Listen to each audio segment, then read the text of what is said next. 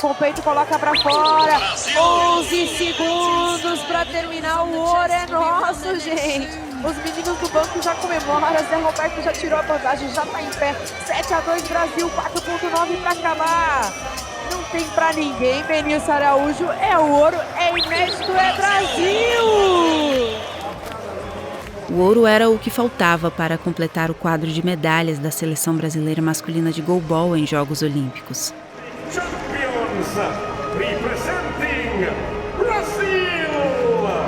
A inédita medalha dourada do goalball veio em 2021, na Olimpíada de Tóquio.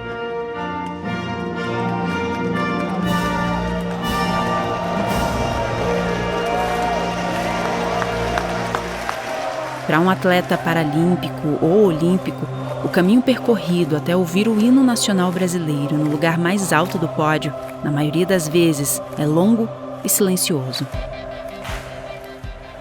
Hoje ter esses títulos junto com a seleção, né, de forma coletiva, aí, medalhas paralímpicas, medalhas de mundial, de Pan-Americano, é uma felicidade imensa para mim, mas a maior felicidade mesmo é poder, né, construir esse legado, construir essa imagem do Leomon de inspiração para novos atletas também. Esse é o Leomon Moreno, que nas redes sociais se descreve como o cego mais ousado do mundo. Ele tem uma doença chamada retinose pigmentar, uma patologia hereditária que causa a perda gradativa da visão.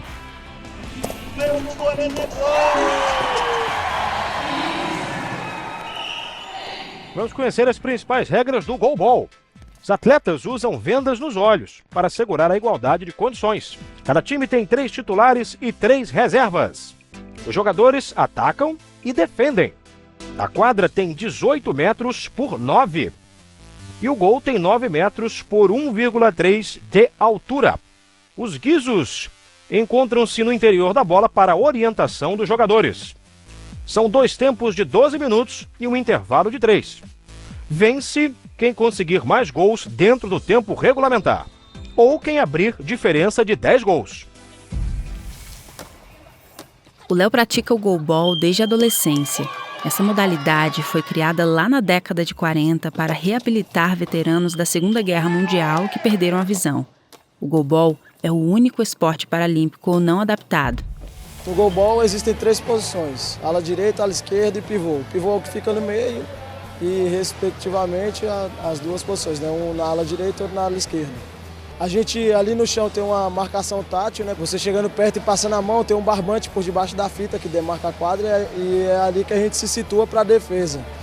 E no fim do arremesso, né, que é a bola chegando no nosso corpo, a gente tem que encaixar certinho a técnica da defesa para não deixar a bola escapar. Você consegue me ouvir? Sim, sim. Ah, sim, maravilha. Eu conversei com o Leomon pela internet. Ele, direto de São Vicente, em São Paulo, e eu de Brasília. Participar de uma grande competição, igual os Jogos Paralímpicos, dentro de casa, com a torcida ao seu favor, com muitas pessoas, de espectadores ali do goalball, 12 mil pessoas lotando a Arena do Futuro, que foi a Arena do Goalball no Rio 2016, foi impressionante para mim, inesquecível. Eu tinha acabado de perguntar para o Leomon qual teria sido o dia que marcou a vida dele como atleta paralímpico. Naquele 16 de setembro de 2016, a seleção brasileira masculina de goalball decidiu a partida na prorrogação e venceu a Suécia por 6-5, levando a medalha de bronze nos Jogos Paralímpicos do Rio. O Léo fez 4 dos 6 gols do Brasil.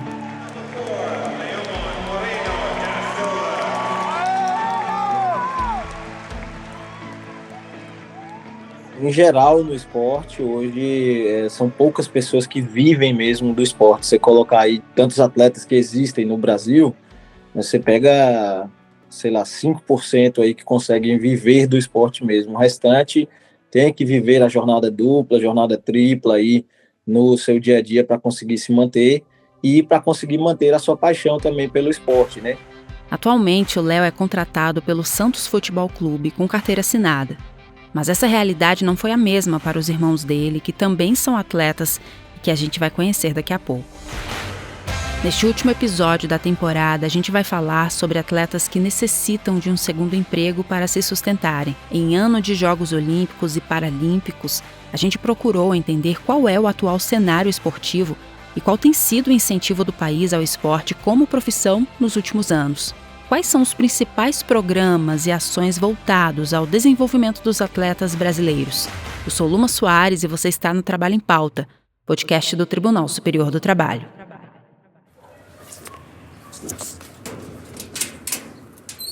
Bom dia. Oi, bom Tudo dia. bem? Tudo jóia? Você que é o Leandro? Sim, Prazer. sou eu mesmo. Jóia? Tudo jóia. Estamos entrando? Vamos, só os meninos trazerem aqui os equipamentos. Alguns dias depois da minha conversa com o Leomon, eu fui conhecer os irmãos dele, que moram no Riacho Fundo, uma região administrativa do Distrito Federal, a cerca de 20 quilômetros do centro de Brasília. Licença, Leandro. Jóia. Friozinho hoje, né? Tá bem gelado hoje, hein? A gente combinou de gravar na casa do Leandro, o irmão do meio. Ele mora sozinho, numa casa de 2 cômodos. Então, tem uma cadeira dele pra... Uma cadeira? Deixa eu ver aqui. Vê se tem um banquinho aqui, ó. Não, né? Não. Ali fora, ali, dá uma olhadinha pra mim, um banquinho preto ali. Acho que tem 2 banquinhos de plástico preto. Enquanto a gente se preparava para a gravação, o Leonardo, o irmão mais velho, aparece segurando um notebook em uma mão e uma bengala em outra. Ele e o Leandro também não enxergam. Os dois têm a mesma doença do Leomon, retinose pigmentar, e praticam o mesmo esporte, o goalball. A gente se apresenta rapidamente. Os dois sentam, um em cada canto do sofá da sala, e eu num banco de madeira, de frente para eles. Ele tá só ajustando aqui, tá bom? O primeiro a conversar comigo é o Leonardo. Eu tô em horário de trabalho, mas tá bem aqui. Você trabalha em home office? É. Tem tempo já? 2 anos já. 2 anos. 2 anos e pouco, nessa empresa, né? Aham. Mas trabalhar mesmo de carteira assinada desde os 18, 19 anos. Você é técnico de suporte e esportista ou você é esportista e técnico de suporte? Eita, rapaz, não faz isso não. Eu sou os dois. Não te coloque Eu gosto dos dois igualmente. Já faz tempo que o Leonardo não compete mais pela seleção brasileira. Ele está com 39 anos. Como não conseguiu fechar contrato com algum time, muito menos conseguir patrocínios, de um tempo para cá tem se dividido entre a nova profissão de técnico de suporte e os treinos. De verdade, de coração, tanto o meu trabalho na área de tecnologia que eu amo, paixão, vamos dizer assim, quanto as minhas funções dentro dos 2 esportes, do futebol e do goalball, eu amo de paixão também. Gosto demais. Pronto. Tá balanceado aí. Tá. Combinar o trabalho com o goalball também é uma realidade para o Leandro há muito tempo. Assim, a questão do trabalho e do esporte, sempre tive isso junto comigo, né? Porque eu sempre trabalhei desde os 18 anos. E sempre pratiquei esporte desde os 16. Então sempre tive que ajeitar uma coisa e outra. Quando eu fui para a Seleção Brasileira de Goalball, que foi ali 2010 até 2015, 16 mais ou menos, aí eu dei uma paradinha de trabalhar porque quando você está na Seleção Brasileira eles te dão um suporte para se dedicar à seleção. Mas não é um suporte assim que diga, dá para viver assim tranquilo, entendeu? Tem que ir fazendo uns bicos por aí. Eu continuo atuando no esporte. Tempo atrás, né, era só goalball. Hoje em dia eu pratico futebol e goalball, futebol de cegos e goalball. Trabalho também, do mesmo jeito que era antes, né. Depois que eu saí da seleção, me mantive jogando no clube que eu sempre joguei, que é a Uniace, né, União dos Atletas Cegos do DF. Aí acabou, né, a Bolsa Atleta Paralímpica, acabou o patrocínio da Caixa e eu tive que buscar alternativa novamente. Aí voltei para o mercado de trabalho. Como massoterapeuta, né, que eu sou massagista, trabalho em 2 empresas na semana, uma empresa de informática, né, e a outra empresa que eu trabalho é uma empresa de publicidade, é uma agência de publicidade. E aí lá eu faço massagem também nos colaboradores da agência de publicidade, que presta serviço também pro governo aí também. O Leandro está fazendo uns bicos, treinando e ainda cursando a faculdade de Direito. Sim, assim que eu formar, vou atrás da OAB e tudo. Para poder talvez montar um próprio escritório ou juntar com um colega, né, que eu tenho outros colegas deficientes visuais que são formados já também para estar atuando na área.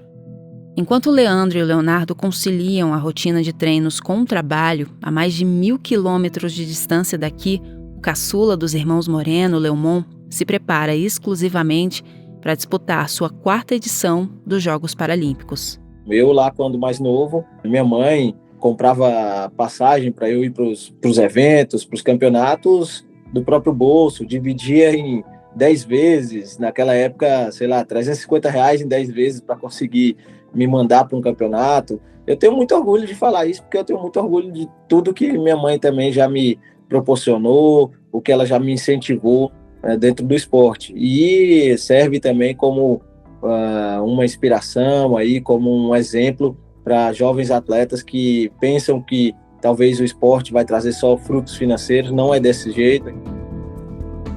Fui contratado em 2016 através de CLT, né?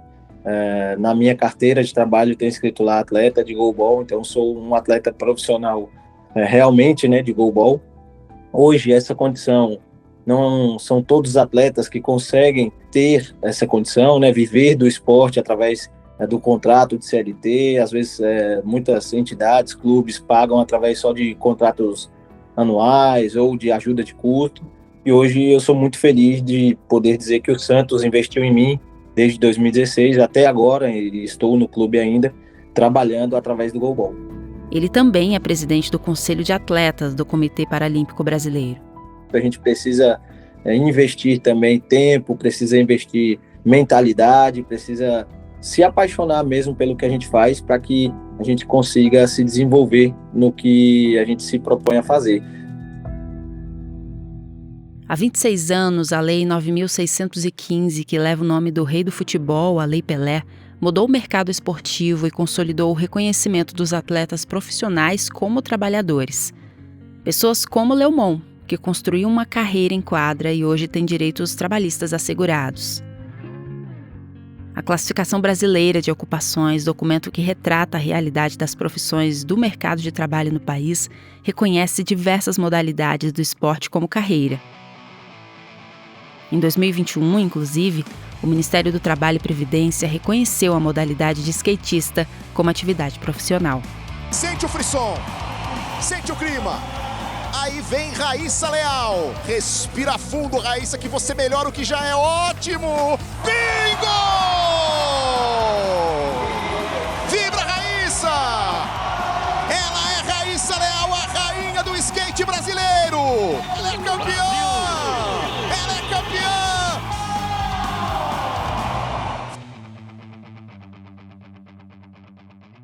É igual eu sempre falo e penso, né? Hoje o que falta é oportunidade de que a pessoa possa se dedicar realmente a uma atividade só na vida, e da forma que eu vivo hoje é o que eu sonho aí para o futuro do esporte. Sou atleta de goalball, eu sou contratado pelo Santos, mas através de um programa do Comitê Paralímpico Brasileiro também, que é o Atleta Cidadão, eles proporcionam para a gente bolsas. Esse programa, pelo qual o Leomon é beneficiado, oferece ao atleta paralímpico qualificação técnica e bolsas de estudo. Ele está cursando jornalismo desde 2020. Inclusive, eu conheci o Leomon, o Leandro e o Leonardo em 2012, durante uma entrevista para um jornal laboratório da Faculdade de Jornalismo, meses antes dos Jogos Paralímpicos de Londres. Eu tenho esse jornal com a foto dos três até hoje lá em casa. Naquela época, eles estavam na expectativa da convocação para a Paralimpíada, mas só o Leonardo ficou de fora da lista. A seleção brasileira de goalball garantiu a medalha de prata. The silver medalists representing Brazil.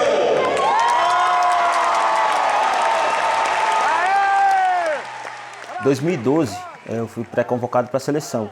E aí tinha que fazer essa combina do trabalho e o esporte. Tendo que ficar afastado no mínimo 15 dias por mês, a empresa começou a perguntar, né, como é que a gente poderia fazer para estar melhorando o meu desempenho, porque eu estava trabalhando 15 dias por mês e ficando 15 dias na seleção. Vamos botar assim mais ou menos, entre 1 mês e 2 meses mais ou menos de espaço. E aí tive as minhas escolhas também, de não estar nas últimas 2 fases e tal, essa coisa toda, mas isso porque já sabendo que eu não iria, né?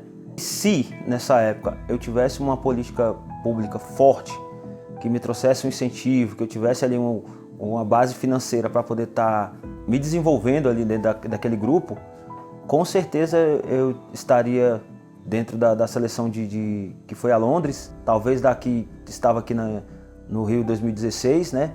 Porque sempre fui um grande potencial dentro do esporte, sempre fui meio que destaque no meio do esporte, né? Uhum. E aí, se eu tivesse o apoio dessas políticas públicas, né, lá com o financeiro, com centro de treinamento, essas coisas todas, com certeza teria sido diferente minha carreira.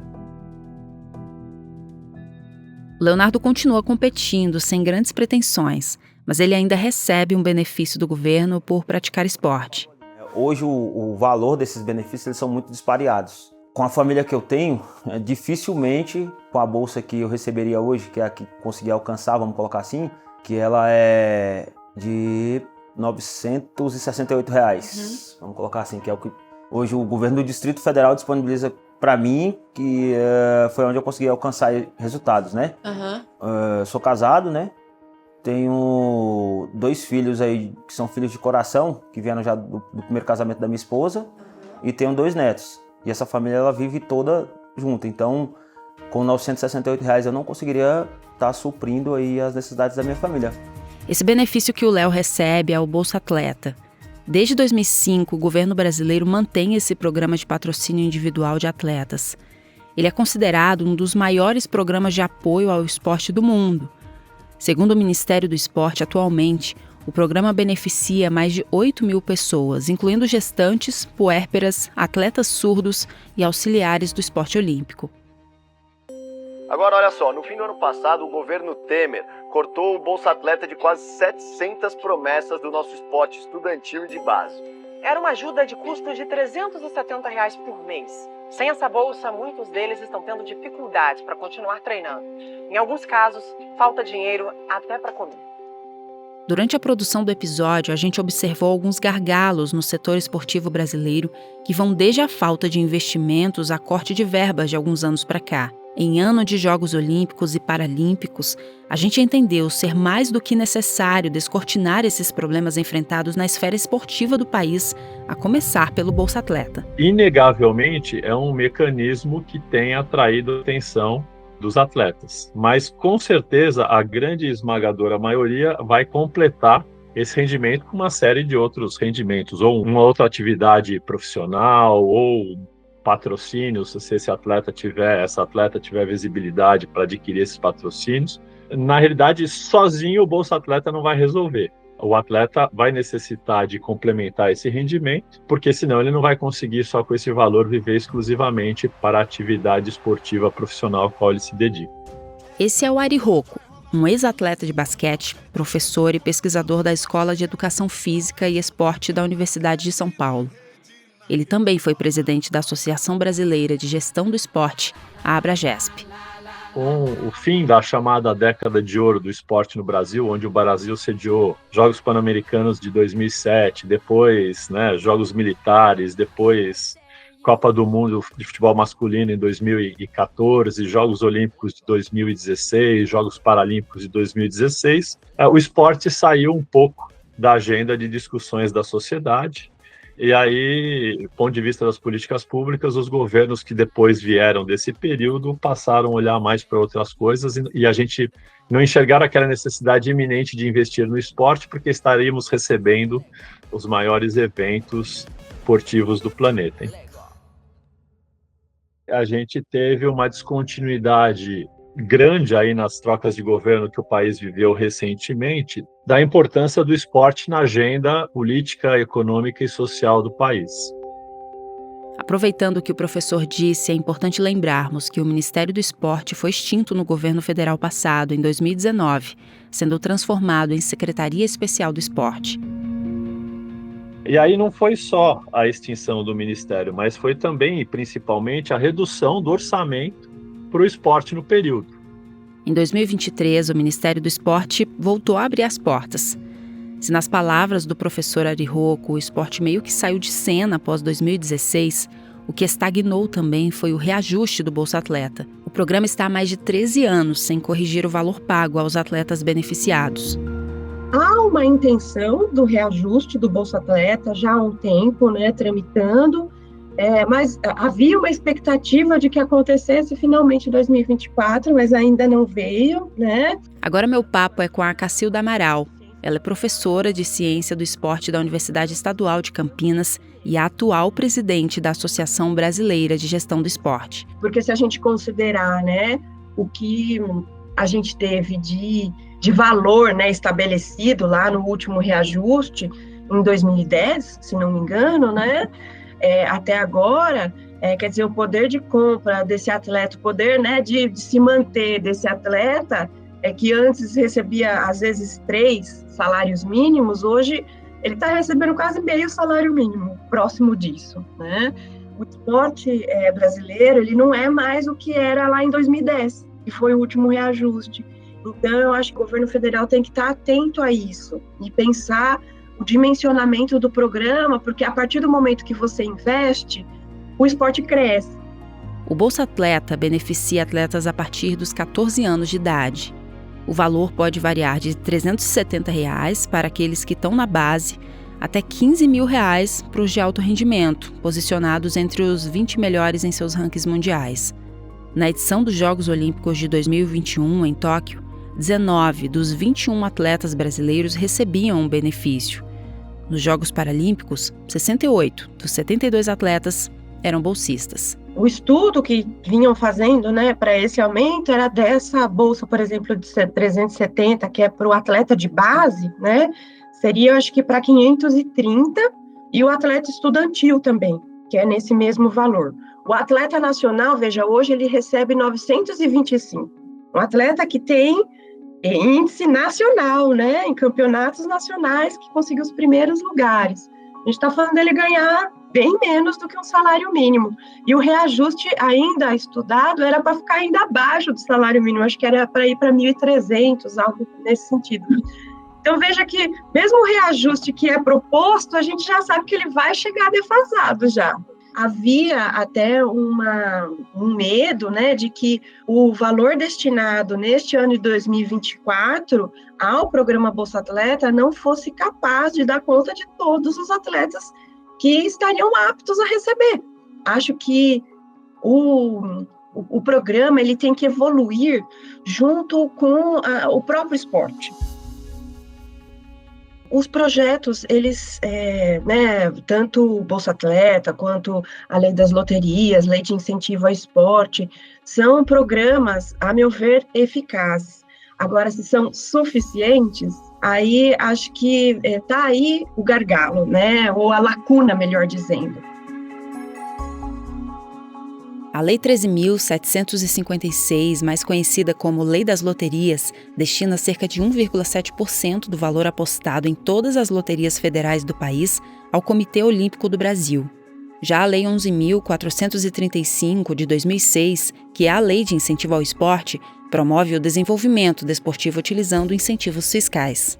Então a gente tem um elemento aí bastante interessante que aconteceu recentemente, que foi a Lei Geral do Esporte. Essa nova lei que o professor Ari Rocco cita foi criada em 2023. Então, a Lei Geral do Esporte, ela traz alguns avanços e algumas melhorias em relação ao que a gente tinha anteriormente. Ela regulamenta, né, ela oficializa a profissão do atleta profissional, que antes era algo restrito somente ao futebol, né?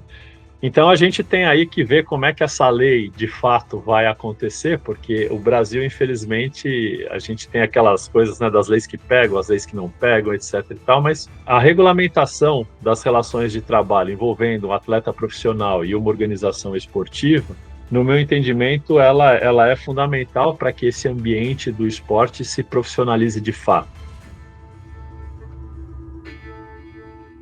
A previsão de direitos para atletas brasileiros na Constituição Federal, na CLT, na Lei Pelé, mas na prática nem todos os profissionais estão amparados por essa legislação. A situação fica ainda mais complicada quando falamos de atletas que competem em modalidades individuais menos tradicionais e que estão longe do topo em termos de desempenho.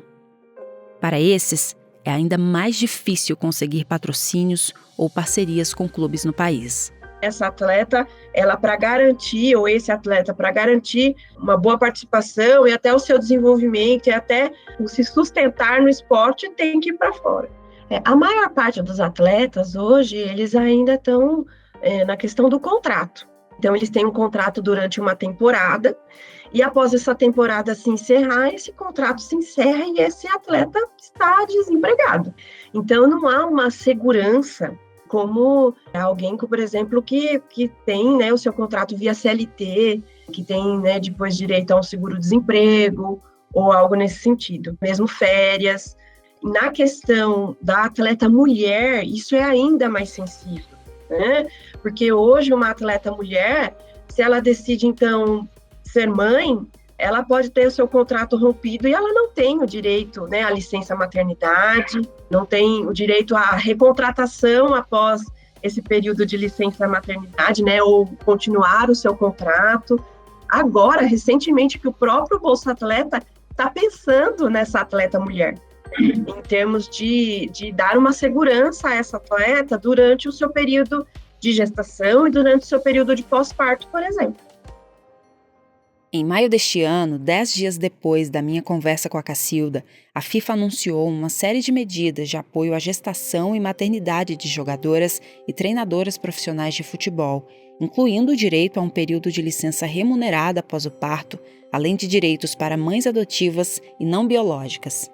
Eu queria que você comentasse, Marta, sobre essa nova medida da FIFA que protege as mães atletas. Como é que você vê essa nova medida? Você acha que vai incentivar mais mulheres a serem mães jogando futebol? Essa foi uma entrevista que a jogadora Marta, da Seleção Feminina de Futebol, deu em junho deste ano para uma repórter do canal Donas, após o Brasil enfrentar a Jamaica em Salvador durante um amistoso.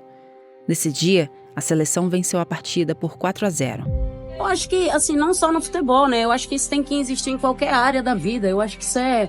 Muitas pessoas cobram a maternidade, cobram a mulher para ter filho e tal, mas não dá a devida oportunidade, né? Para que elas possam ter seus filhos e, ao mesmo tempo, não ser prejudicada no trabalho. Então, já era mais do que na hora, né, disso acontecer e tem que partir de cima, né? Tem que dar o exemplo.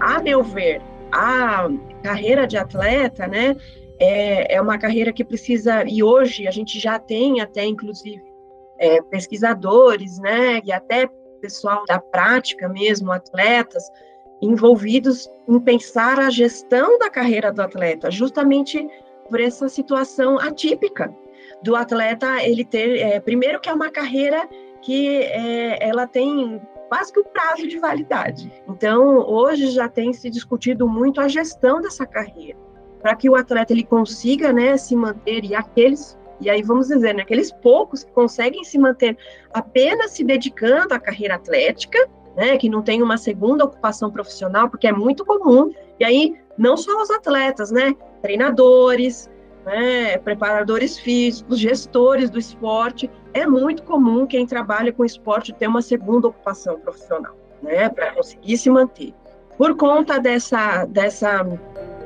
insegurança. Voltando para o final da minha conversa com o professor Ari Rocco, para além das questões trabalhistas e da insegurança em muitas modalidades, que não só ele, como a Cacilda também trouxe durante o episódio, eu perguntei para o Ari quais seriam os caminhos e as possibilidades de incentivo ao esporte como profissão no país, tanto para os atletas de alto rendimento quanto para quem está lá na base. Essa sua pergunta ela é muito boa, Luma. Na realidade, assim, existem vários caminhos e várias possibilidades. Então, o que eu vou dizer aqui para você é a opinião do Ari, né?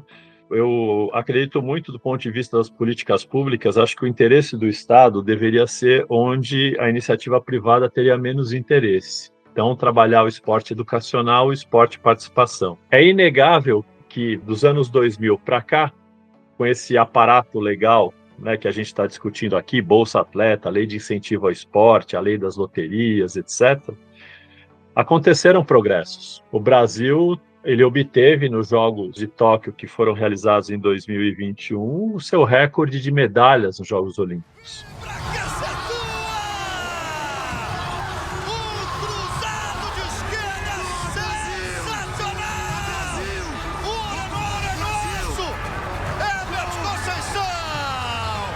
É ouro! É ouro! É ouro! É ouro! É ouro do Brasil!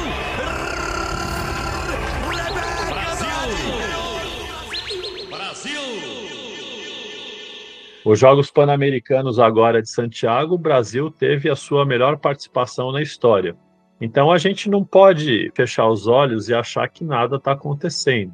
Mas quando a gente olha para o tamanho do país, para toda a diversidade que a gente tem, né, de pessoas, de regiões, de interesses por modalidades esportivas, etc., talvez se a gente melhorasse algumas coisas que a gente já anda fazendo hoje, a gente poderia ser, né, uma potência olímpica muito maior do que a gente já é.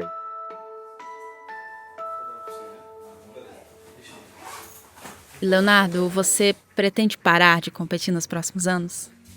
Então, não me vejo parando por agora, não.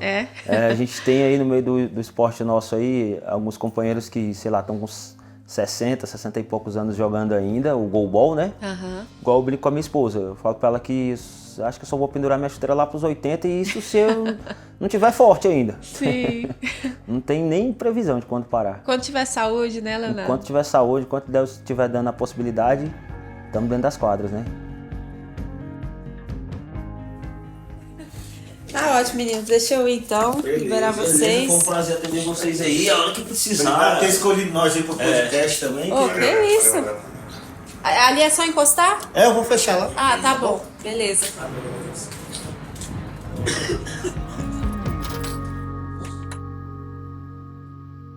Leomon, vocês estão vindo de Tóquio com uma medalha de ouro, né? E estão indo para Paris, claro, com a expectativa de subir no pódio novamente. A equipe está bem entrosada? Como é que tem sido esse trabalho de treinamentos e preparação, faltando poucos dias para a Olimpíada? A gente, com certeza, está muito confiante de poder ir até Paris, defender esse título que a gente conquistou em 2021 em Tóquio.